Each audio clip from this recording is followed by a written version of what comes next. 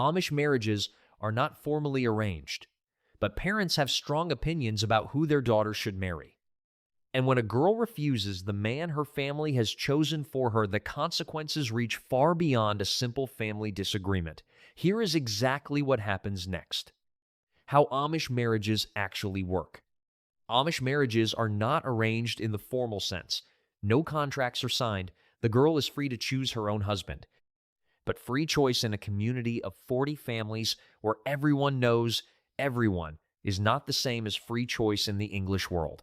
The pool of eligible men is limited. Parents have strong opinions about character, work ethic, faith, and family reputation that they share with their daughter openly. The girl who ignores that guidance is not violating a rule, but she is navigating something more powerful than a rule. She is navigating her family's expectations and her community's collective judgment about what a wise choice looks like. How parents choose a match. Amish parents identify preferred matches based on specific criteria. The young man's family reputation matters most. His father is known for hard work and faithful church attendance. Is his mother a capable household manager? Has the young man been baptized? Does he have a trade or farm that will support a family?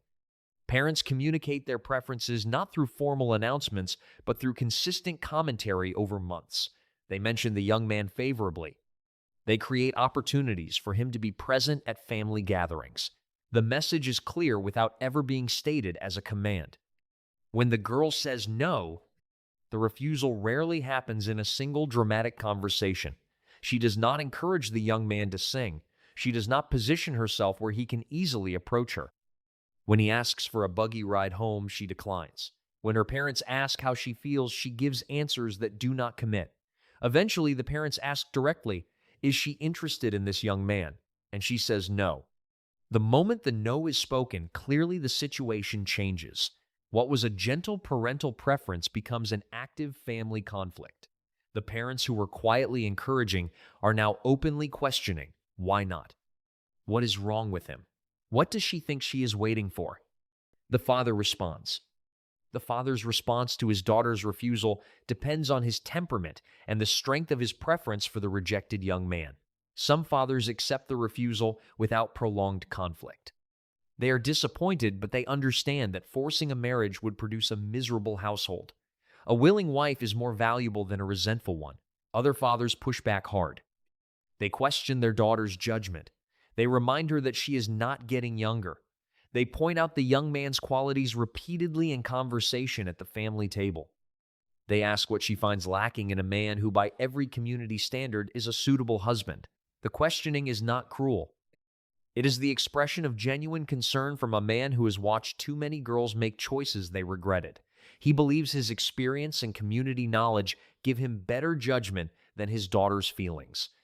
He may be right, he may be wrong, but his belief in his own judgment is absolute, and he intends to share it with his daughter until she either agrees with him or gives him a reason compelling enough to accept her refusal. The mother's campaign. The mother's approach is different from the father's and often more effective. Where the father questions and argues, the mother builds a sustained emotional case over weeks and months. She mentions the young man's positive qualities in passing during daily work. She tells stories about marriages that went wrong when girls chose poorly. She expresses her fears about her daughter's future in a household with a less reliable man. She cries quietly when the topic comes up and does not explain why. She talks to other women in the community about her concerns, not directly about her daughter's refusal, about marriage in general, about how hard it is to watch children make difficult choices. The women she talks to understand exactly what she means. They offer comfort and quietly reinforce the mother's perspective when they interact with the daughter at church and community gatherings. The daughter feels the weight of her mother's grief without her mother ever directly demanding she change her mind. This indirect pressure is harder to resist than the father's direct questioning because it operates on love rather than logic. A daughter can argue with her father's reasoning. She cannot easily watch her mother suffer without feeling the pull to relieve that suffering. Community awareness. The community becomes aware of the situation without anyone making a formal announcement. The young man stops appearing at family gatherings. The parent's demeanor at church reflects strain. The daughter's name begins appearing in conversations among older women who discuss the marriages and courtships of the district's young people with genuine interest and without much pretense of discretion. The consensus that forms in these conversations is not necessarily hostile to the girl. The Amish community understands that a forced marriage produces a bad marriage. But the community does have opinions about what constitutes a wise choice and what constitutes foolishness. If the rejected young man is well regarded and the girl's refusal seems to have no clear basis in his character or behavior, the community's sympathy lies with the parents. If the community suspects the girl has someone else in mind, that suspicion sharpens the scrutiny considerably. The bishop gets involved. In most cases, the bishop does not formally involve himself in a courtship dispute between a girl and her parents. Courtship is considered a family matter, and bishops generally respect that boundary. But in situations where the conflict has become visible enough to affect community unity or where the parents request guidance, the bishop may visit the family. His role is not to force the girl to accept the rejected young man. He cannot and would not attempt that. His role is to counsel the family toward resolution and to ensure that the conflict does not damage the family's standing or the community's peace. He may speak privately with the girl and ask what her concerns are. He may speak with the parents and encourage them to trust their daughter's judgment. He may speak with the rejected young man and counsel him to pursue courtship elsewhere without bitterness. The bishop's involvement signals that the conflict has reached a level of community visibility that requires attention. Most girls who have been holding their refusal find the bishop's involvement a significant addition to the pressure already being applied. If she has someone else in mind, the situation changes considerably if the girl's refusal is not simply a rejection of the preferred man, but a preference for someone else. If she is secretly courting a young man, her parents have not approved of the dynamic shifts from simple parental disappointment to active family opposition. The parents now have two problems. Their preferred match has been rejected, and someone they may not approve of is in the picture. If the alternative young man is from a different district, his family's reputation is less known.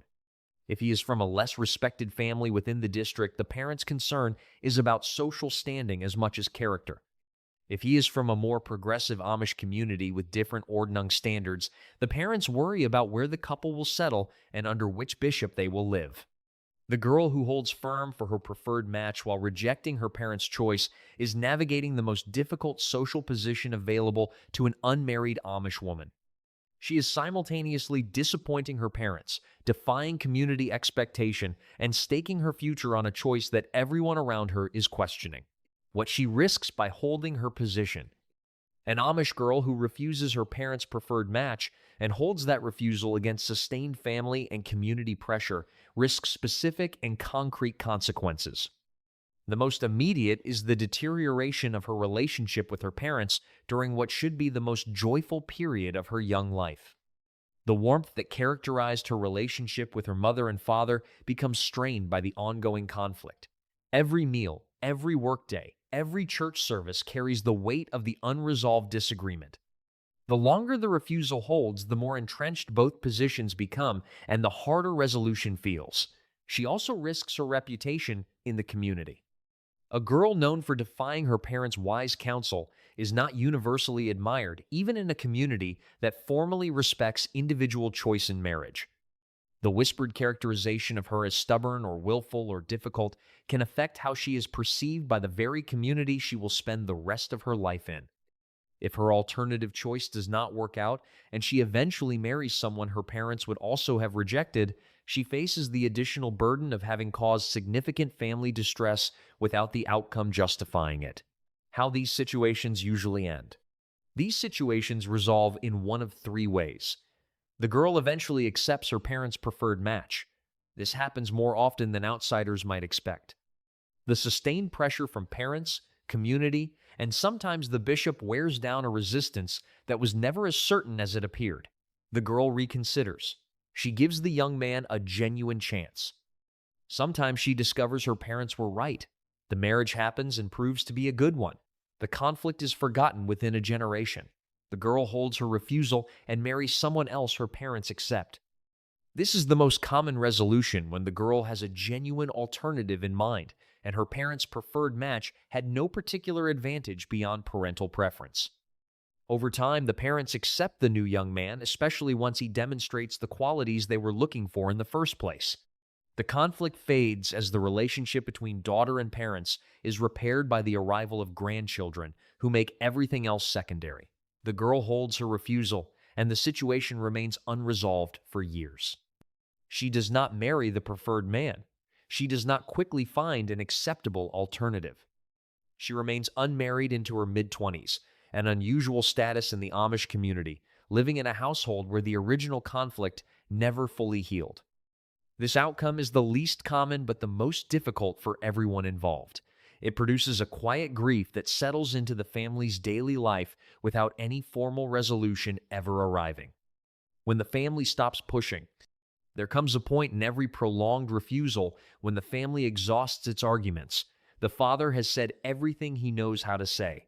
The mother has cried every tear available to her on this particular subject. The community has offered its quiet opinions. The bishop has counseled patience on all sides, and the girl is still holding her position. At this point, most Amish families reach a quiet acceptance that is not the same as approval. They stop actively campaigning for the rejected young man. They stop bringing his name up at the table. They stop engineering situations where the two might encounter each other. The campaign ends not because anyone formally declared it over, but because continuing it is producing nothing but damage to the family's daily life. The silence that follows the end of the campaign is uncomfortable at first. The issue that consumed months of family energy sits unresolved between everyone at the table, but the silence is also a relief. The girl is still their daughter. She still sits at their table. She still works alongside her mother every day. The relationship is bruised but intact. And both sides understand without saying it that the intact relationship matters more than the outcome of the original disagreement. What the rejected ones do. The young man whose preferred match has refused him occupies an awkward position in the community. He did nothing wrong. He courted appropriately. He expressed genuine interest. He was rejected without any fault being attributed to his character or his suitability as a husband. The community knows this. They are sympathetic to him in the way they are sympathetic to anyone who experiences disappointment without deserving it. He does not respond with bitterness publicly. Amish culture does not provide space for a man to express romantic grievance openly. He continues to sing. He continues appearing at community work events. He eventually directs his attention toward another young woman in the district or in a neighboring district.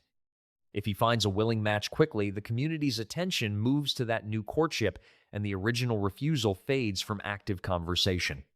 If he struggles to find another match, the community may quietly wonder whether the girl who refused him had information about his character that the community missed. This is not fair to the young man, but it is how community judgment works. The refusal itself becomes a data point that people carry forward in their assessment of him regardless of whether that assessment is justified.